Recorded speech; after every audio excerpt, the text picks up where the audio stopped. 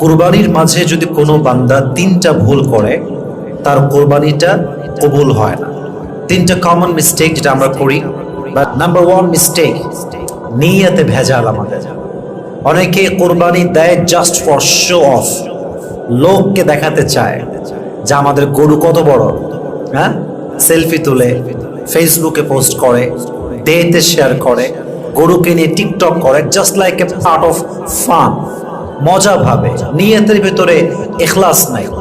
অনেকে দেখবেন বলবে এরকম ভাবে যে কোরবানি দেওয়া লাগবে গো, না দিলে ছেলে পেলে কার গোস্ত খাবে, মানুষের গরু দেখে বেড়াবে, এমন টাইপের কথাবার্তা বলে। মানে নিয়তটাই উল্টা, নিয়ত খালি খাবে আর ঘুরবে।